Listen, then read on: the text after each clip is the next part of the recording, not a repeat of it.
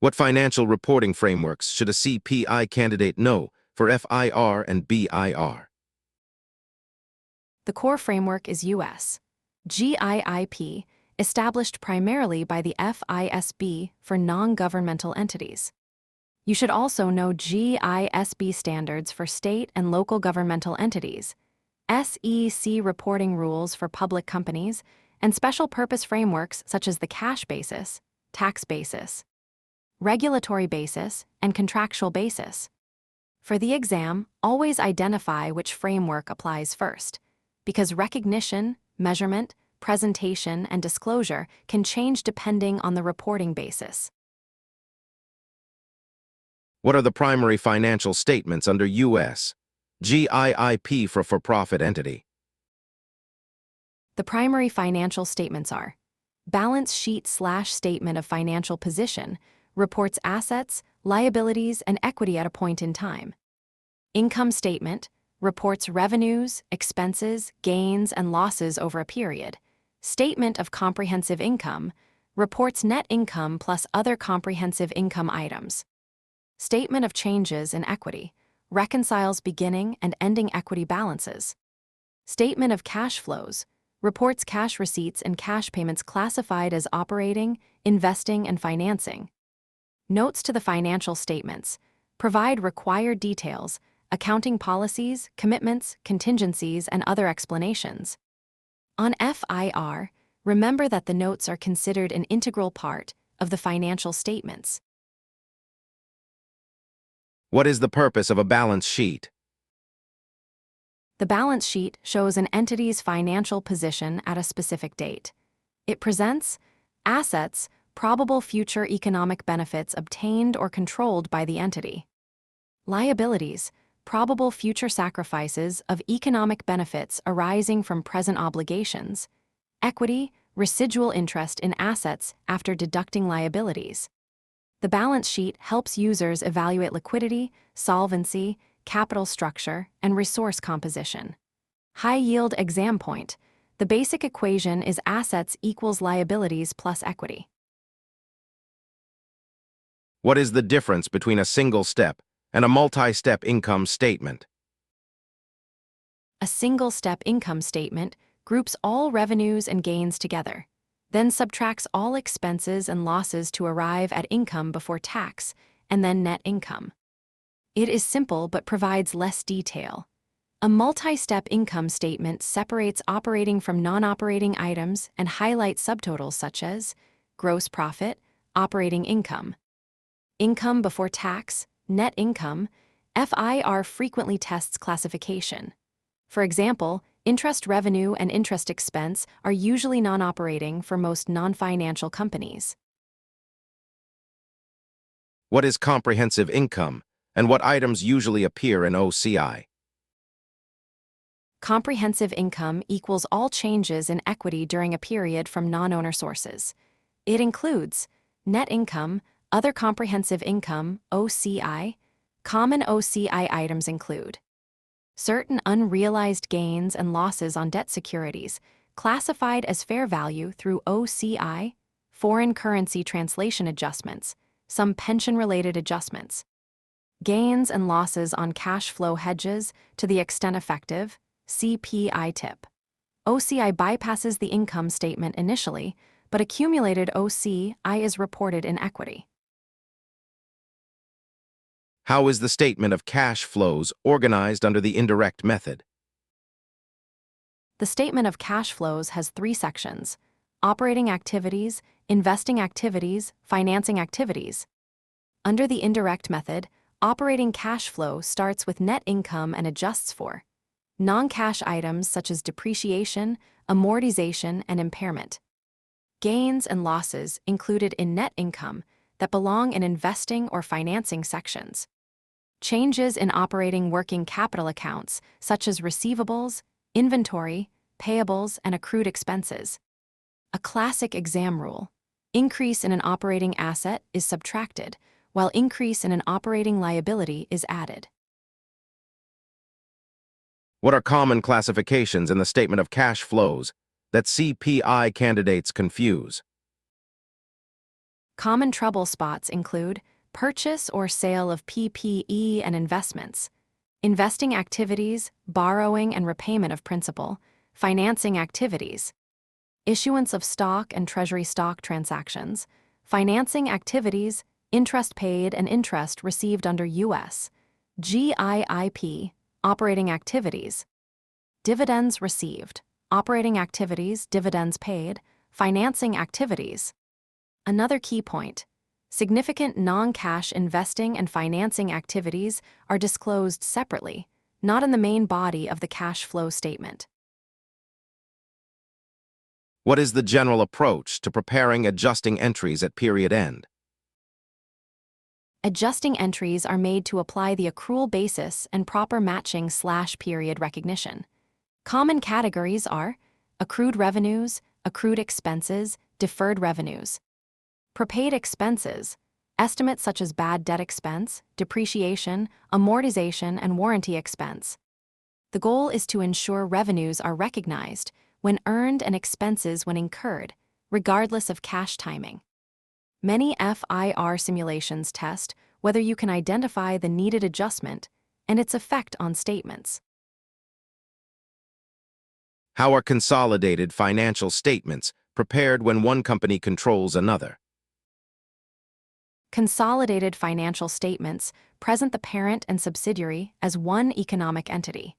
The process generally includes combining like assets, liabilities, revenues, and expenses line by line, eliminating the parent's investment account against the subsidiary's equity accounts, eliminating intercompany balances and transactions, recognizing and presenting any non-controlling interest, NCI. The exam loves eliminations. Intercompany sales, receivables/payables, notes, dividends, and unrealized profit in ending inventory often must be removed from consolidated amounts.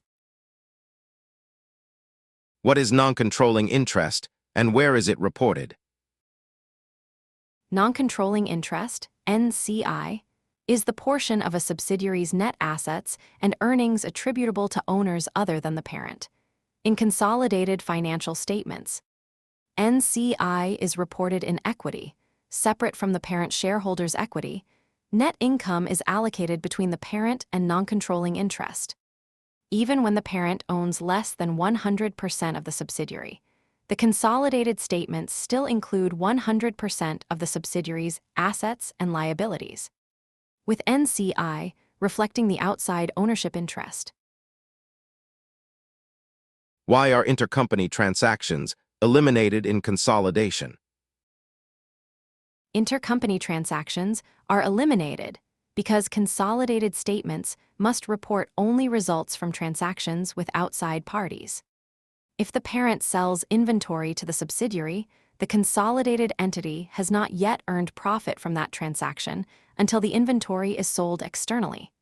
Common eliminations include intercompany receivables and payables, intercompany notes and interest, intercompany sales and purchases, intercompany dividends, unrealized intercompany, profit in ending inventory or fixed assets.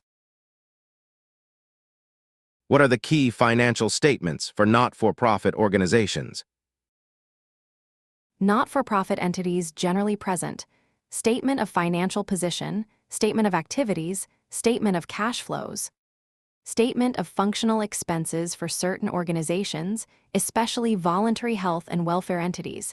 Their net assets are classified into without donor restrictions. With donor restrictions, CPI tip, restricted support is not the same thing as deferred revenue. Contributions are usually recognized when promised if unconditional. How are contributions accounted for by not-for-profit organizations? Contributions are generally recognized as revenue when received or unconditionally promised. The key distinction is whether the contribution is with donor restrictions. Without donor restrictions, if a restriction expires by time or purpose satisfaction, the amount is reclassified from net assets with donor restrictions to net assets without donor restrictions. Conditional promises to give are not recognized until the condition is substantially met. What is the basic structure of governmental accounting for state and local governments? Governmental accounting uses both government-wide statements and fund statements. Government-wide statements use the economic resources measurement focus and accrual basis. Fund statements vary by fund type. Major fund categories are governmental funds, proprietary funds, fiduciary funds. FAR frequently tests the ability to identify which statements and basis of accounting apply to each category. What measurement focus and basis of accounting are used by governmental funds? Governmental funds use the current financial resources measurement focus and the modified accrual basis. This means they focus on spendable financial resources rather than overall economic resources. Key rules: revenues are recognized when they are measurable and available. Expenditures are generally recognized when the related liability is incurred, subject to certain exceptions. They do not report long-term assets and long-term liabilities in the fund statements. What statements are presented for governmental funds, proprietary funds, and fiduciary funds? Governmental funds present, balance sheet, statement of revenues, expenditures, and changes in fund balances, proprietary funds present, statement of net position, statement of revenues, expenses, and changes in net position, statement of cash flows. Fiduciary funds, present fiduciary net position and changes in fiduciary net position. Government-wide statements do not include fiduciary activities because those resources are not available to support the government's own programs. What is fund balance classification in governmental funds? Governmental fund balance is classified as non-spendable, restricted, committed, assigned, unassigned. The exam may test the hierarchy of constraints. Restricted amounts are constrained by external parties or law, committed amounts by formal government action, and assigned amounts by intended use. Unassigned is the residual classification, typically in the general fund. What SEC filings should a CPI candidate know for public company reporting? The big three are Form 10-K Annual Report, Form 10-Q Quarterly Report, Form 8-K Current Report for Significant Events. CPI candidates should understand their general purpose, timing, and the fact that public company reporting often involves additional disclosures, interim reporting considerations, and SEC-specific presentation rules beyond base GAAP. How do you compute basic earnings per share? Basic EPS is net income available to common shareholders divided by weighted average common shares outstanding. To get net income available to common shareholders, subtract preferred dividends from net income when preferred stock is outstanding. The denominator uses weighted average shares, so stock issuances, repurchases, stock dividends, and stock splits affect the share count based on timing. Stock splits and stock dividends are applied retroactively to all periods presented. What is diluted EPS, and when are potential common shares included? Diluted EPS reflects the effect of securities that could dilute common shareholders, such as options, warrants, convertible debt, and convertible preferred stock. Include potential common shares only if they are dilutive, meaning they reduce EPS or increase loss per share. Antidilutive securities are excluded. Two classic methods: Treasury stock method for options and warrants, if converted method for convertible securities. What is XBRL, and why is it relevant to CPI candidates? XBRL stands for E-Extensible Business Reporting Language. It is used by public companies to tag financial data in a standardized, machine-readable format for SEC filings. From an exam perspective, know the general purpose: improves comparability and electronic analysis, allows users and regulators to extract tagged financial data efficiently, supports transparent digital reporting, You usually won't need deep technical tagging mechanics, but you should know why it exists. What are special purpose frameworks, and when are they used? Special purpose frameworks are alternative bases of accounting other than full GAAP. Common examples are cash basis, tax basis, regulatory basis, contractual basis. They are often used when users' needs are narrower and do not require full GAAP financial statements. For the CPI exam, understand that statements under these frameworks can look similar to GAAP statements, but recognition and measurement rules differ. Which ratios and metrics are most important to know in financial reporting analysis? High-yield ratios include current ratio equals current assets divided by current liabilities, quick ratio equals cash plus short-term investments plus net receivables, divided by current liabilities. Gross profit margin equals gross profit divided by net sales. Net profit margin equals net income divided by net sales. Return on assets equals net income divided by average total assets. Return on equity equals net income divided by average equity. Debt to equity equals total liabilities divided by total equity. Inventory turnover equals cost of goods sold divided by average inventory. Receivables turnover equals net credit sales divided by average net receivables. FIR questions often test not just the formula, but also the directional impact of transactions on the ratio. What is the conceptual framework, and how does it guide financial reporting? The FISB conceptual framework establishes the objectives and concepts underlying financial reporting. The primary objective is to provide decision-useful information to existing and potential investors, lenders, and creditors. The two fundamental qualitative characteristics are relevance, including predictive and confirmatory value and materiality, and faithful representation, complete, neutral, free from error. Enhancing characteristics include comparability, verifiability, timeliness, and understandability. What is the going concern assumption, and how does it affect financial statement preparation? The going concern assumption holds that an entity will continue operating, meet its obligations, and not be forced to liquidate in the foreseeable future. Financial statements are prepared on this basis unless the assumption is not appropriate. Under ISC 205-40, management must evaluate going concern for each reporting period. If substantial doubt exists, management must consider whether its plans can alleviate that doubt and provide disclosures, or, if doubt is not alleviated, disclose the conditions and plans in the notes. What is the accrual basis of accounting, and how does it differ from cash basis? Under accrual accounting, revenues are recognized when earned and expenses when incurred, regardless of when cash is received or paid. This aligns costs and benefits within the same period, matching principle. Under cash basis, revenues and expenses are recognized when cash is received or paid.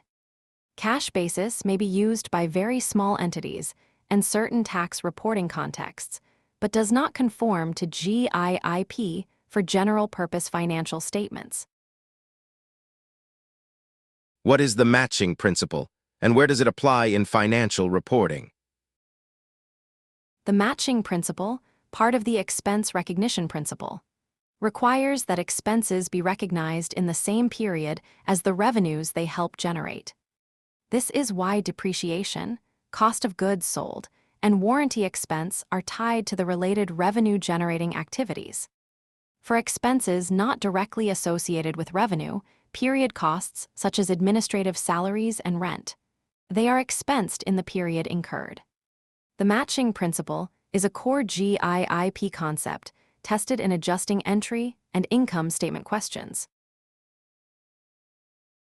What are the key types of adjusting journal entries, and why are they necessary?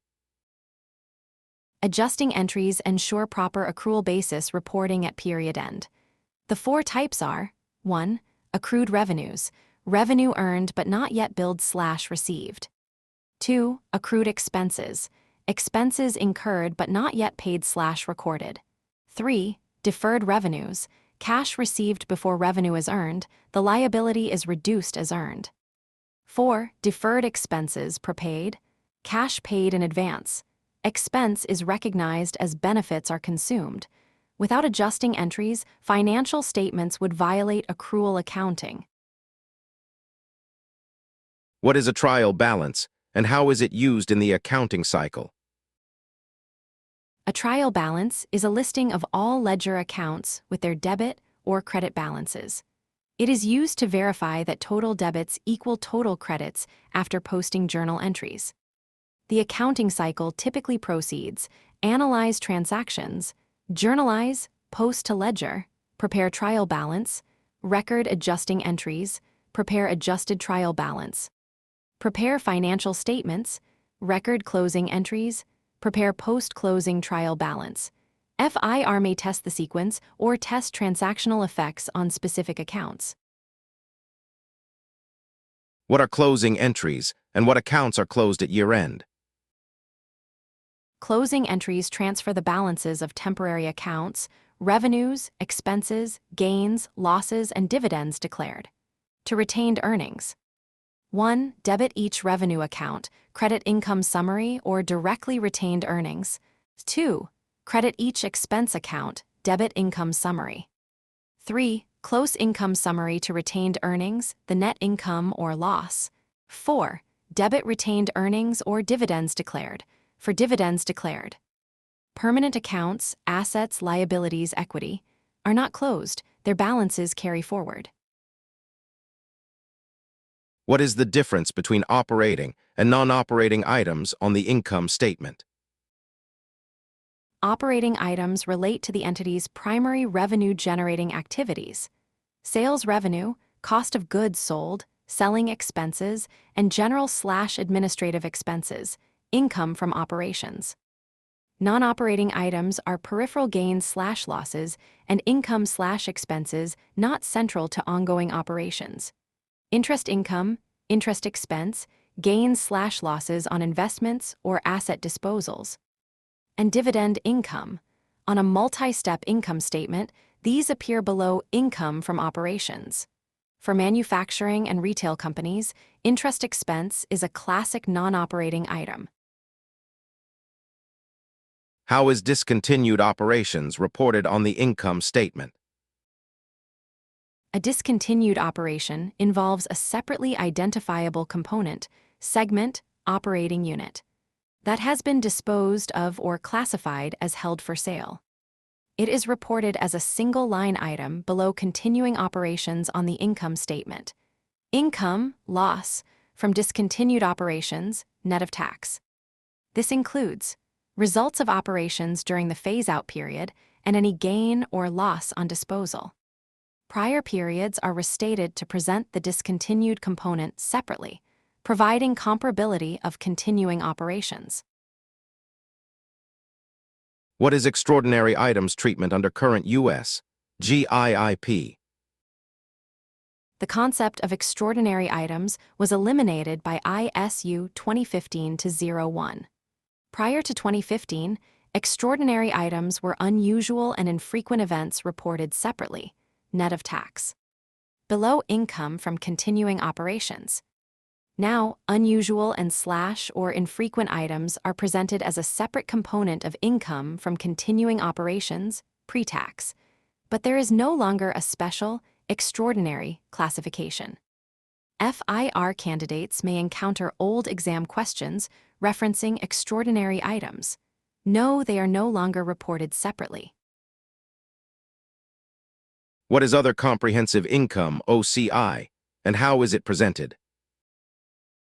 Other comprehensive income, OCI, consists of revenues, expenses, gains, and losses excluded from net income, but included in comprehensive income. Unrealized gains/losses on IFS debt securities, effective portion of cash flow hedge gains/losses, foreign currency translation adjustments, pension/OPEB funded status adjustments, prior service cost, actuarial gains/losses. OCI is reported in a statement of comprehensive income, either as a second section below net income in a single statement or in a separate statement immediately following the income statement. How does the indirect method of the statement of cash flows work? Under the indirect method, operating cash flows start with net income and adjust for 1. Non-cash items, add back depreciation/amortization, subtract gains on asset sales, add losses. 2. Changes in working capital, for example, increase in receivables is a use of cash, increase in payables is a source. The result is net cash from operating activities. Investing and financing activities are presented the same regardless of direct or indirect method. The indirect method is preferred by most companies. The FISB recommends the direct method, but permits indirect. What is the direct method for operating cash flows, and how does it differ from indirect? The direct method presents each major class of gross receipts and payments: cash received from customers, cash paid to suppliers, cash paid for salaries, interest, taxes, etc. The result is the same total operating cash flow as the indirect method, but the presentation is more transparent. Under the direct method, a reconciliation of net income to operating cash flows must also be provided, essentially the indirect schedule. The exam may ask you to compute single-line items under the direct method. How are investing activities classified in the statement of cash flows? Investing activities include purchases and sales/maturities of PP&E and other long-term assets, purchases and proceeds from investments, debt and equity securities not classified as cash equivalents, loans made to others and principal collections on those loans, acquisitions of businesses, net of cash acquired. Capital expenditures, purchases of PP&E, are typically the largest investing outflow for a capital-intensive firm. Proceeds from selling long-term assets are investing inflows. How are financing activities classified in the statement of cash flows? Financing activities include issuance and repayment of long-term debt, bonds, notes, mortgages, issuance and repurchase of equity, stock issuance proceeds, treasury stock purchases, payment of dividends. Dividends paid are financing. Dividends received may be operating or investing. Proceeds from short-term borrowings and repayments. Note, interest paid is generally classified as operating under U.S. GAAP, unlike IFRS where it may be financing. Dividends paid are financing. Dividends received and interest received are operating. How are non-cash investing and financing activities disclosed? Non-cash investing and financing activities, for example, acquiring an asset by issuing stock, converting debt to equity, capital leases entered into, acquiring property through a mortgage directly, must be disclosed in a supplemental schedule to the statement of cash flows. They are excluded from the body of the cash flow statement because no cash changes hands. But they are significant enough to warrant disclosure since they affect future cash flows and capital structure. How is a consolidated balance sheet prepared when one entity acquires another? At consolidation, the parent's investment account and the subsidiary's equity are eliminated. The subsidiary's assets and liabilities are combined with the parent's at their acquisition date fair values. Any excessive cost over fair value of net assets equals goodwill. Intercompany balances, loans, receivables/payables between entities are eliminated. Non-controlling interest is measured at fair value or proportionate share of net assets per policy and reported in equity. What is a variable interest entity, VIE, and how does it affect consolidation? A VIE is an entity for which the traditional voting interest model does not work because the equity investors lack sufficient equity at risk or lack the characteristics of a controlling financial interest. The primary beneficiary, the entity that has power over the VIE's most significant activities and benefits most from residual returns, or absorbs expected losses, must consolidate the VIE. This is tested when companies create special purpose vehicles for securitizations, operating leases, or R&D funding. How is non-controlling interest, NCI, measured and presented? Under ISC 810, NCI represents the equity interest in a subsidiary not owned by the parent. It is measured at acquisition date fair value, full goodwill method, or, as a policy choice, at the proportionate share of net identifiable assets. NCI is presented as a separate component of equity in consolidated equity, not a liability or a mezzanine item. In the consolidated income statement, net income is attributed to both the parent and NCI. How are intercompany sales and profits eliminated in consolidation? All intercompany transactions must be eliminated in preparing consolidated statements. For intercompany inventory sales, eliminate the intercompany sale and cost of goods sold. Eliminate any unrealized profit still in ending inventory. The buyer has not yet sold to outsiders. The unrealized intercompany profit is removed from inventory and from the selling affiliate's income. If the intercompany sale was downstream, parent to sub, the elimination is entirely against the parent's income. If upstream, sub to parent, the NCI share is also reduced. What is the pushdown accounting option under ISC 805? Pushdown accounting is an option, not required under ISC 805-50. That allows a newly acquired subsidiary to restate its own separate financial statements to reflect the fair values assigned in the business combination. The subsidiary pushes down the acquisition accounting to its own books. This is optional for private companies and controlled entities where 100% of equity is acquired. It results in the subsidiary carrying goodwill and fair-valued assets on its standalone statements, simplifying consolidation for the subsidiary's own reporting purposes. What are the primary financial statements required for not-for-profit organizations? Under ISC 958, NFPTCAS must present 1. Statement of financial position, balance sheet, assets, liabilities, and net assets. 2. Statement of activities, changes in total net assets showing revenues, expenses, gains, and losses by net asset class. 3. Statement of cash flows, indirect or direct method. 4. Statement of functional expenses required for voluntary health and welfare organizations, optional for others but encouraged. Net assets are classified as with donor restrictions and without donor restrictions, eliminated the former permanently/temporarily restricted categories under ISU 2016-14.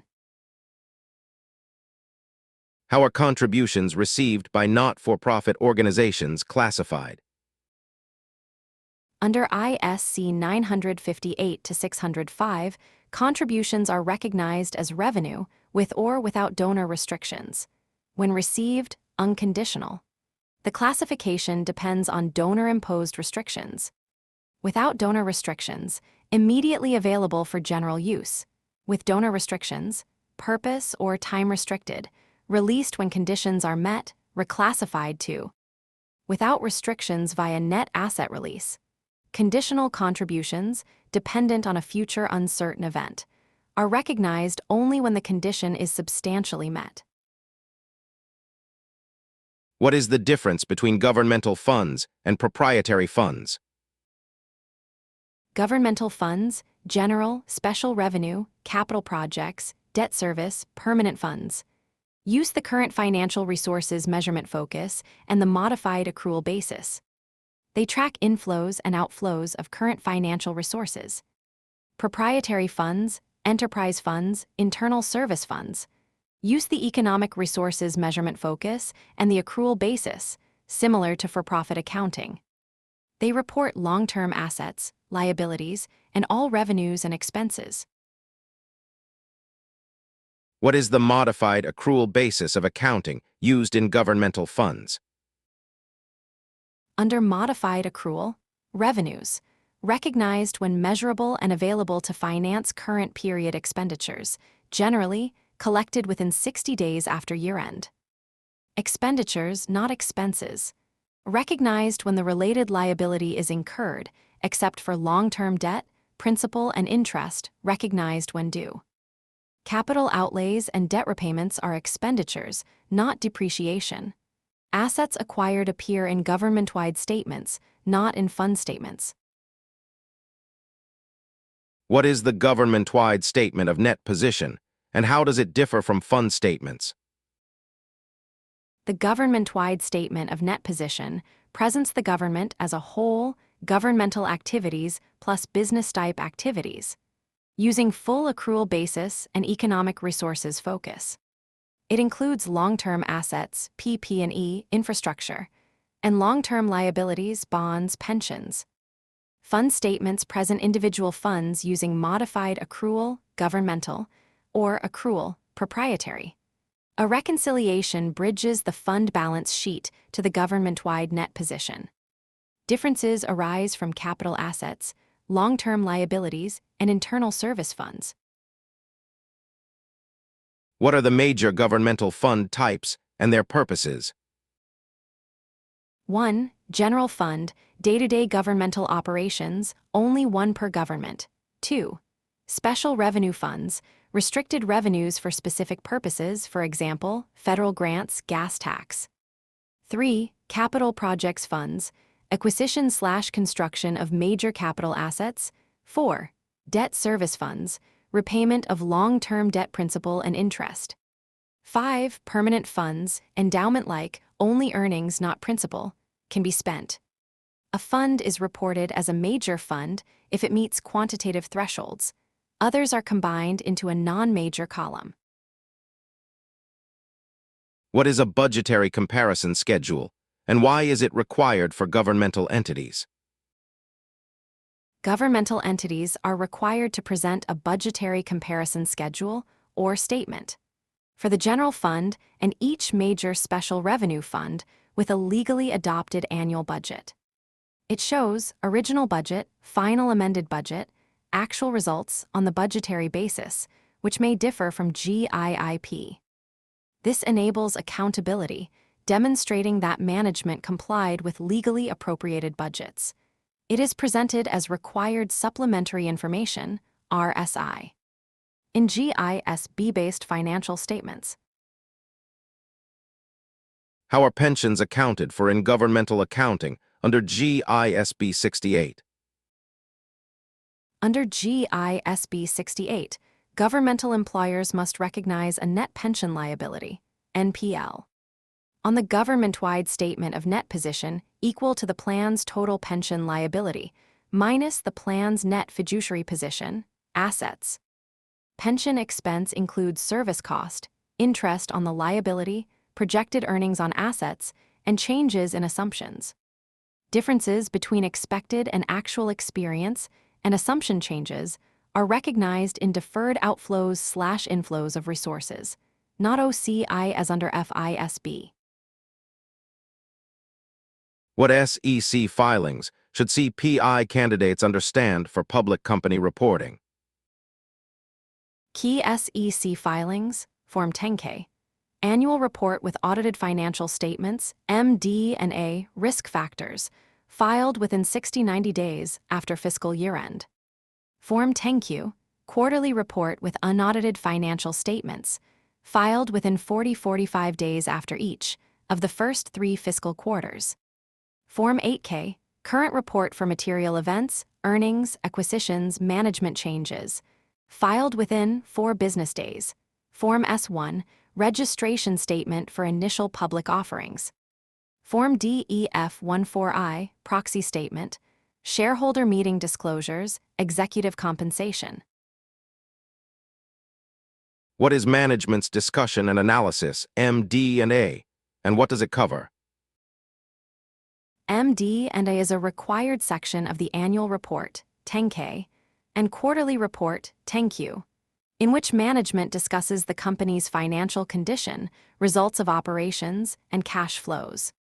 It must include comparisons of current period to prior period, known trends and uncertainties, material off-balance sheet arrangements, contractual obligations, and liquidity/capital resources discussion. Unlike the financial statements, MD&A is management's narrative and is subject to SEC review but not formally audited, though auditors read it for inconsistencies with audited statements. What is the purpose of segment reporting, and what disclosures are required?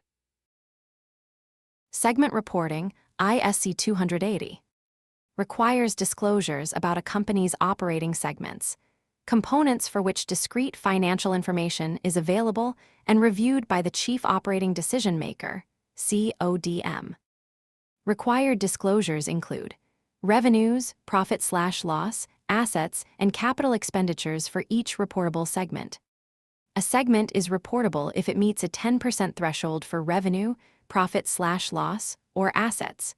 A reconciliation to consolidated totals must be provided. What is basic earnings per share, EPS, and how is it calculated? Basic EPS equals net income minus preferred dividends, divided by weighted average common shares outstanding. Preferred dividends subtracted. If cumulative, subtract the period's requirement regardless of declaration. If non-cumulative, only declared dividends are subtracted. Weighted average shares. Shares are weighted by the portion of the year they are outstanding.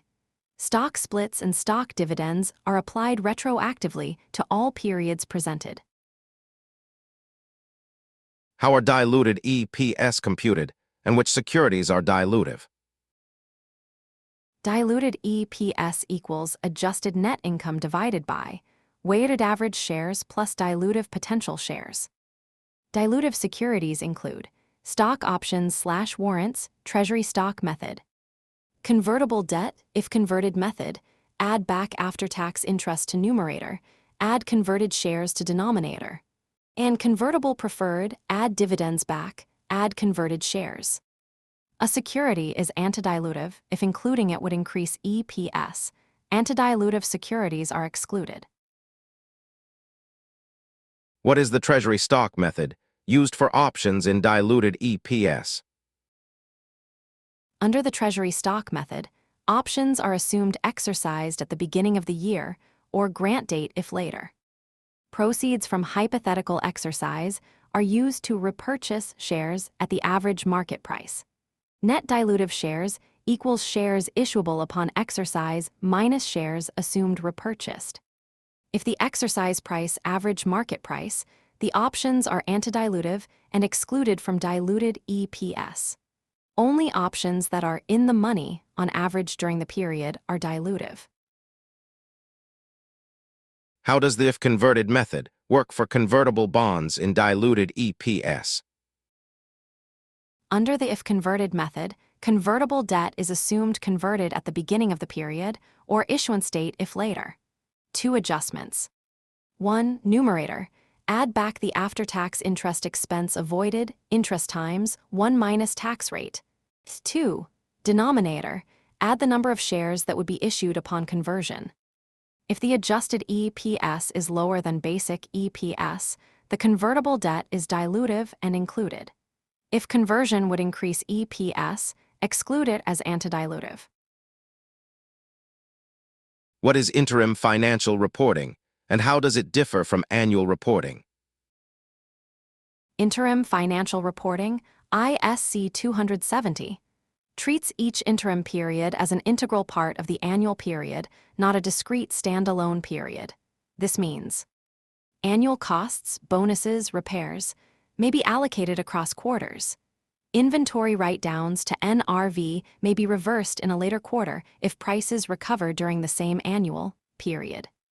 Income taxes use an estimated annual effective tax rate applied to year-to-date income. Interim reports are less comprehensive than annual reports, but must include condensed financial statements.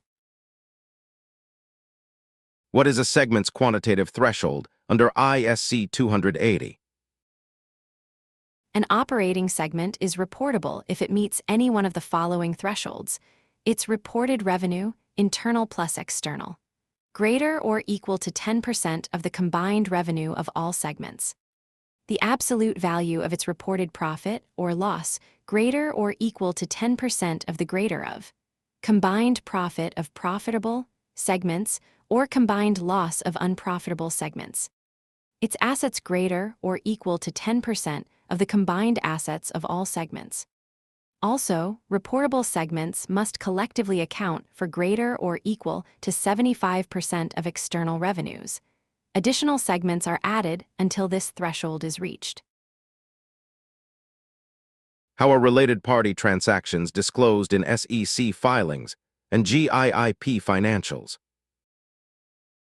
Under ISC 850 and SEC rules, companies must disclose the nature of related party relationships, a description of transactions, and dollar amounts for each period. For SEC registrants, transactions between the company and directors, executive officers, 5% plus shareholders, or their family members that exceed $120,000 are disclosed in the proxy statement. Even if the terms are arm's length, disclosure is required to allow users to assess potential conflicts of interest. What is push-down accounting, and when may it be applied? Pushdown accounting, ISC 805-50, allows an acquired entity to apply acquisition method accounting to its own separate financial statements. That is, the fair values and goodwill from the parent's purchase accounting are pushed down to the subsidiary's books. It is an option elected per changing control event. Once elected, it cannot be revoked. It simplifies consolidation and may provide more relevant information in the subsidiary's standalone statements. It is particularly relevant for wholly owned subsidiaries that issue public debt. What is a special purpose framework, SPF, and give examples? An SPF is a basis of accounting other than GAAP used for specific purposes. Cash basis. Revenues and expenses recognized when cash is received/paid. Modified cash basis. Cash basis with some accrual modifications, for example, capitalizing PP&E. Income tax basis. Accounting follows federal or state tax rules. Regulatory basis. Follows insurance or utility regulators' requirements. Contractual basis. Used per a specific contract. SPF statements are acceptable for certain engagements, for example, owner-managed businesses, lender agreements, but do not conform to GAAP. What is the difference between U.S. GAAP and IFRS in treatment of development costs? Under U.S. GAAP, research and development costs are generally expensed as incurred. Only direct costs of software development after technological feasibility are capitalized. Under IFRS, IAS 38, research costs are expensed, but development costs meeting 6 specific criteria: technical feasibility, intention, ability, probable economic benefits, adequate resources, reliable measurement, are capitalized as an intangible asset and amortized. This is a high-yield GAAP versus IFRS difference on FIR and BIR. How is XBRL used in SEC financial reporting? XBRL, Extensible Business Reporting Language, is a standardized electronic tagging format for financial data. SEC registrants are required to tag their financial statement filings using XBRL so that the data is machine-readable and comparable across companies. For CPI candidates, XBRL improves data accessibility for investors and regulators, supports automated analysis, and is the backbone of the SECTICS EDGIR Interactive Data Viewer. Inline XBRL, iXBRL, embeds tags directly in the HTML filing. What is the full disclosure principle and materiality? The full disclosure principle requires that financial statements include all information necessary to prevent them from being misleading to a reasonable user. Disclosure is achieved through the financial statements, notes, and supplementary schedules. Materiality. An item is material if there is a substantial likelihood that a reasonable investor would consider it important. The reasonable investor standard from the SEC. GAAP does not mandate specific dollar thresholds. Materiality is a judgment based on both quantitative and qualitative factors. What is the cost constraint on financial reporting information? The cost constraint is a pervasive consideration in the conceptual framework. The benefits of providing financial information should justify the costs of gathering and presenting it. When benefits do not outweigh costs, full disclosure or specific measurement may not be required. For example, the FISB may allow simplified accounting alternatives for private companies or small reporting companies because the cost of complex disclosures, for example, variable interest entities, defined benefit pension details, may outweigh the benefit to users of those entities' statements. How are prior period errors corrected under ISC 250? Under ISC 250-10, a material error discovered in previously issued financial statements is corrected by a restatement, retrospective approach. 1. Restate prior period financial statements presented for comparison. 2. Adjust the beginning retained earnings of the earliest period presented for the cumulative effect. 3. Disclose the nature of the error and the effect on each financial statement line for each period presented. An immaterial error need not be restated, but may be corrected in the current period. The phrase, as restated, appears on corrected prior period statements. How is a change in accounting principle reflected in financial statements under ISC 250? Most changes in accounting principle require retrospective application. Recast all prior period comparative statements as if the new principle had always been used. The cumulative effect adjusts beginning retained earnings of the earliest period presented. Exceptions where only prospective application is required. Impractical to determine period-specific effects. The FISB mandates prospective treatment for a specific ISU. For example, some lease transition methods. The change must be disclosed, with reasons for preferability of the new principle. What is the inventory turnover ratio and days sales in inventory? Inventory turnover equals COGS divided by average inventory.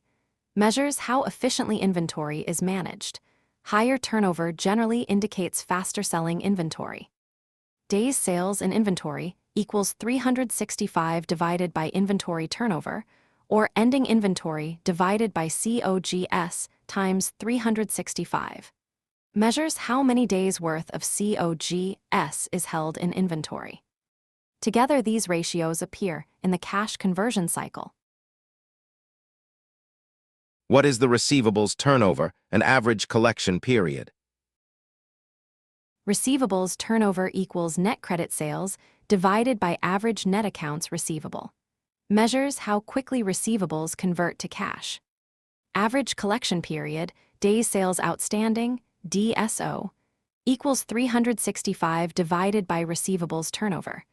A rising DSO may signal collection problems or liberal credit terms. These ratios help analyze the operating cash conversion cycle. What is the cash conversion cycle and why does it matter? The cash conversion cycle, CCC, measures the time between a company paying for inventory and collecting cash from customers. CCC equals days inventory outstanding, DIO, plus days sales outstanding, DSO, minus days payables outstanding, DPO. A shorter CCC indicates better working capital management. FAR tests directional analysis. For example, extending payables increases DPO and shortens the CCC. How are interest paid and taxes paid handled in the cash flow statement under U.S. GAAP? Under U.S. GAAP, interest paid equals operating activity may be disclosed separately in supplemental disclosures. Taxes paid equals operating activity, unless specifically identifiable with financing or investing. Under IFRS, companies have a choice. Interest paid may be operating or financing. Dividends paid may be operating or financing. Interest and dividends received may be operating or investing. This GAAP versus IFRS difference is frequently tested on BIR. What is the purpose of the statement of stockholders' equity? The statement of stockholders' equity presents a reconciliation of each equity component: common stock, IPIC, retained earnings, IOCI, treasury stock, NCI, between the beginning and ending of the period.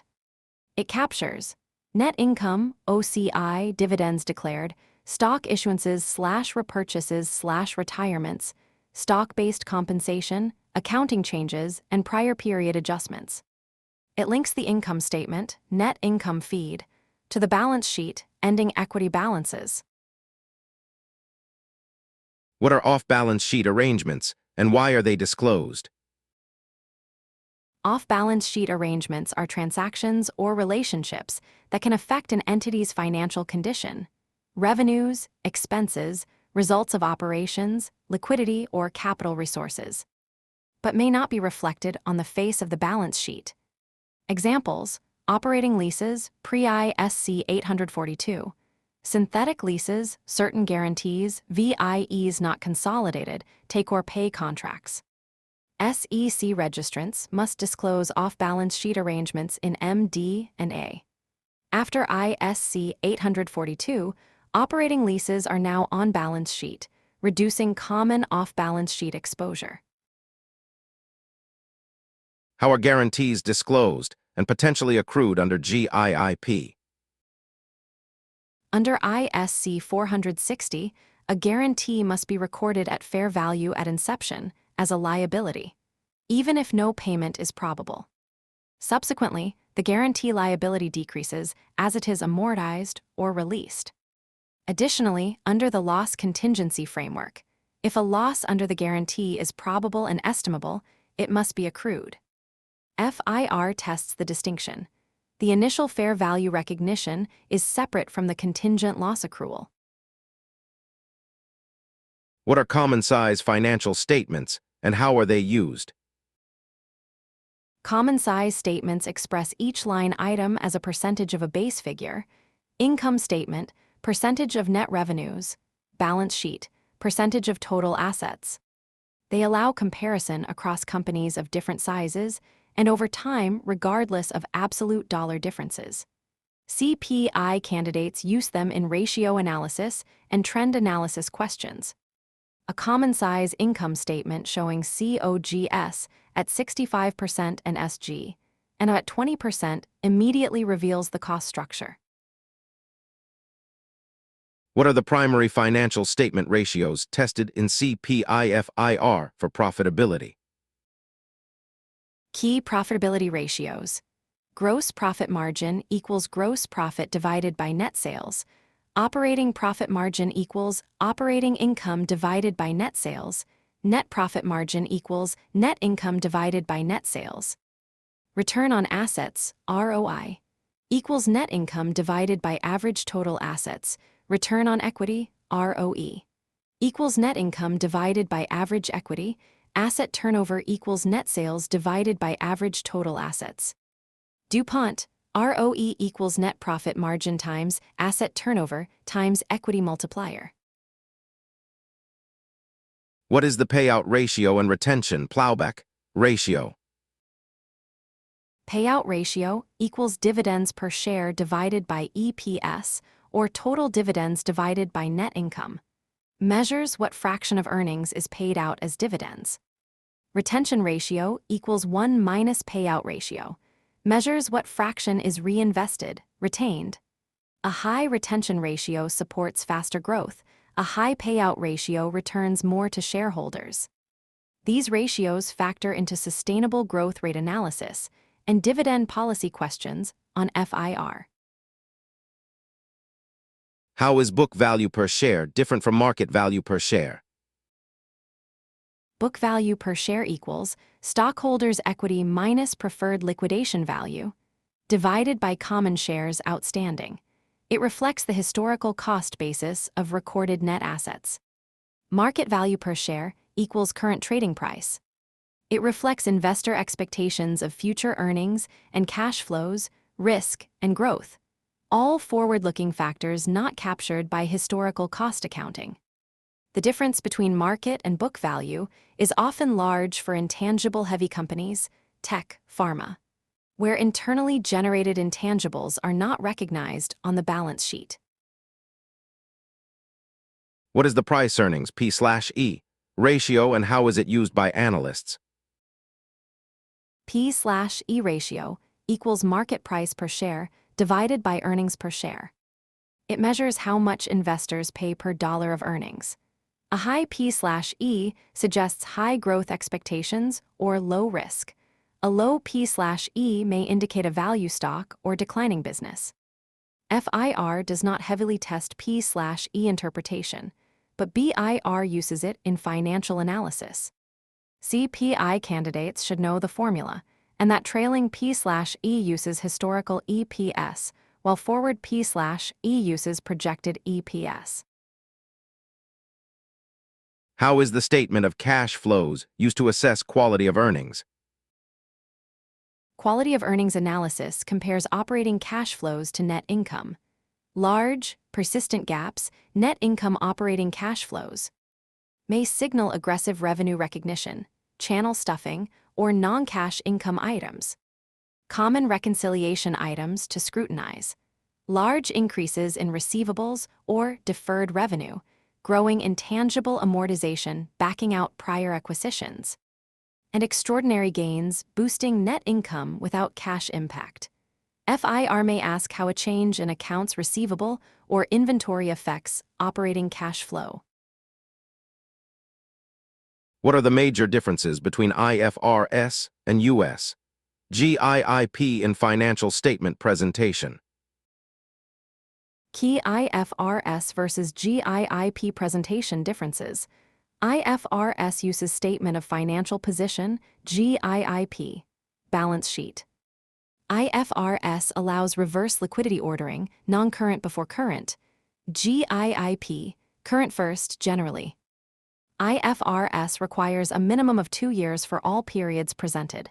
GAAP, 2 years for balance sheet, 3 years for income statement, SEC registrants. IFRS income statement may show expenses by nature or by function. GAAP shows by function, COGS, SG&A. IFRS OC, I reclassification is restricted for some items. GAAP recycles most OC, I items into income. What is IFRS for SMEs and when is it used? IFRS for SMEs is a simplified version of full IFRS developed by the IISB for small and medium-sized entities that do not have public accountability and are not required to use full IFRS. It omits rarely relevant topics, simplifies recognition/measurement, and reduces disclosure requirements. In the U.S., it is not widely used. Private companies often use US GAAP or OCBOI. CPI candidates note it as an alternative framework when clients operate in jurisdictions that have adopted IFRS for SMEs. What is the FIS BTKS Private Company Reporting Framework, PCFR? and what simplifications does it allow? The Private Company Council, PCC, works with the FISB to issue optional accounting alternatives for private companies, non-public, non-governmental, non-NFP. Amortize goodwill over 10 years, straight line, instead of testing for impairment annually. Simplified VIE consolidation for common control leasing arrangements. Various simplified hedge accounting and intangible recognition alternatives. These alternatives reduce cost and complexity for private companies that generally have fewer external users. FIR tests awareness of these options. What is the role of the PCIOB in the financial reporting ecosystem? The Public Company Accounting Oversight Board, PCIOB, is a non-profit corporation established by the Sarbanes-Oxley Act, 2002, to oversee the audits of public companies and SEC-registered brokers/dealers. It sets auditing standards, IS, quality control standards, and ethics/independence rules for registered public accounting firms. The PCIOB conducts inspections of audit firms. CPI candidates need this for IUD. On FIR, awareness of the PCIOB's role in the reporting ecosystem is helpful for regulatory questions. What is the Sarbanes-Oxley Act, and what does Section 302 and Section 404 require? SOX 2002 strengthened corporate governance and financial reporting after major accounting scandals. Section 302, CEO and CFO must personally certify the accuracy of financial reports filed with the SEC and disclose material weaknesses in internal controls. Section 404, management must assess and report on internal control over financial reporting, ICFR. External auditors must attest to management's assessment for accelerated filers. SOX increased auditor accountability, restricted non-audit services, and established the PCIOB. What is the COSO framework, and how does it relate to internal controls? The COSO, Committee of Sponsoring Organizations. Internal Control Integrated Framework identifies 5 components of effective internal control. 1. Control environment. 2. Risk assessment. 3. Control activities. 4. Information and communication. 5. Monitoring activities. Management uses COSO to design and assess ICFR. Auditors reference COSO when evaluating the design and operating effectiveness of controls. FIR may test COSO conceptually. IUD tests it extensively. What is a review engagement, and how does it differ from an audit for interim financial statements? A review of interim financial statements by an independent CPI provides limited assurance. Nothing came to my attention. Through primarily analytical procedures and inquiries, no confirmation, inspection, or observation. An audit provides reasonable assurance through extensive evidence gathering. For public companies, quarterly 10Q financials undergo a SIS 100/IS 4105 review, not a full audit. The annual 10K is audited. FIR candidates should know that interim financials, 10Q, are reviewed, not audited, and the implications for reliability. What supplementary information might accompany GIIP financial statements? Supplementary information not required in the basic statements, but presented alongside them includes required supplementary information, RSI. For example, pension funding progress, GISB, oil/gas reserve data, MD&A government, budgetary comparison schedules. Other supplementary schedules, detailed schedules of expenses, segment data exceeding ISC 280, requirements, voluntary ESG/sustainability disclosures. RSI is not audited, but auditors perform certain prescribed procedures on it. Other supplementary information is covered by the auditor's report only if the auditor is engaged to report on it. How does the percentage of completion method differ from the completed contract method for long-term contracts? Under ISC 606, revenue from long-term contracts is recognized over time if criteria are met, performance over time. Using an input or output method, this is the contemporary version of percentage of completion. The completed contract method, deferring all revenue until completion, is not generally permitted under ISC 606 unless performance is not over time. Revenue from construction contracts meeting ISC 606 over time criteria must use an appropriate measure of progress. For example, costs incurred to date divided by total estimated costs. What is the FIS-BTKS conceptual definition of an asset and a liability? Under the revised FISB conceptual framework, CON8, and the proposed CON6 updates. Asset, a present economic resource controlled by the entity as a result of past events. An economic resource is a right that has the potential to produce economic benefits. Liability, a present obligation of the entity to transfer an economic resource as a result of past events. Recognition requires that both the definition is met and that the information would be relevant and provides a faithful representation at a justifiable cost. What is the operating cycle, and why does it matter for current asset classification? The operating cycle is the average time between cash outlay for inventory and cash receipt from customers. For most companies, it is less than 1 year, so 1 year is the operative cutoff for current classification. For industries with long operating cycles, tobacco aging, winery, distilling, shipbuilding, assets that will convert to cash within the operating cycle are classified as current even if conversion exceeds 12 months. This nuance is tested when FIR describes a company with a 12-month inventory aging cycle. What is the difference between a direct write-off method and the allowance method for bad debts? Direct write-off method. Bad debt expense is recorded only when a specific account is deemed uncollectible. Violates the matching principle, not permitted under GIIP for material amounts. Allowance method. Estimates bad debt expense in the same period as the related revenue, using either the percentage of sales or aging of receivables approach. Required under GIIP, maintains the allowance, contra asset, to show net realizable value of receivables on the balance sheet.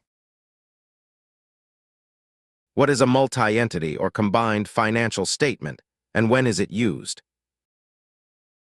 Combined financial statements present 2 or more entities that are under common control but do not have a parent-subsidiary relationship.